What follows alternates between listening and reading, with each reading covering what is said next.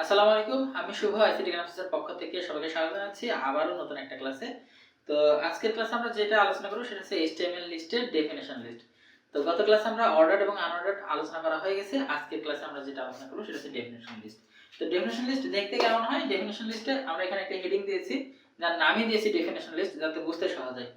তো ডেফিনিশন লিস্টে অ্যাকচুয়ালি যে বিষয়গুলো থাকে, ওখানে তো আমরা অর্ডারড আর আনঅর্ডারড লিস্ট আইটেম দেখেছি, কিন্তু এখানে থাকে একটা ডেফিনিশন টার্ম এবং একটা ডেফিনিশন ডেসক্রিপশন, মানে একটা আইটেমের শর্ত এবং আইটেমের বর্ণনা। যেমন এখানে হচ্ছে কফি, কফি হচ্ছে, কফিকে বলা হয় ডেফিনিশন টার্ম, আর এই কফি আইটেমের বর্ণনাকে বলা হয় ডেফিনিশন ডেসক্রিপশন।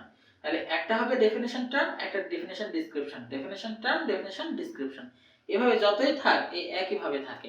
তার মানে একটা ডেফিনিশন টার্ম, একটা ডেফিনিশন ডেসক্রিপশন। এখন এই ডেফিনিশন টার্ম এবং ডেফিনিশন ডেসক্রিপশন সহ একটা ডেফিনিশন লিস্টকে কিভাবে ওয়েব পেজে প্রদর্শন করা হয়, তো আজকে আমরা সেটা দেখি। তো আমরা এখানে HTML এর মৌলিক কাঠামোটা লিখে রেখেছি আগে থেকেই। আমরা জানি যে লিস্ট আইটেম তো এতটুকু, এটা হচ্ছে আমাদের হেডিং। হেডিং প্রকাশের জন্য আমরা একটা হেডিং ট্যাগ ব্যবহার করি, h4 ব্যবহার করি। তাহলে এখানে আমরা লিখতে পারি, হেডিংটা দিয়ে দিই ডেফিনিশন list লিস্ট h4, আমরা হেডিংটা ক্লোজ করে দিচ্ছি। আচ্ছা, এটা তো আমাদের ডেফিনিশন লিস্ট, তাই না?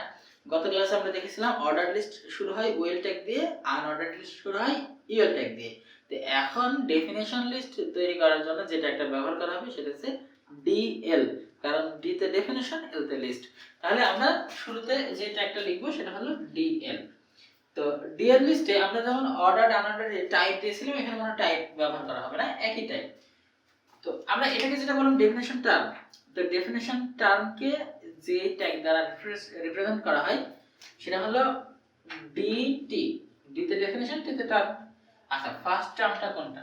Coffee, C O double F double E, coffee.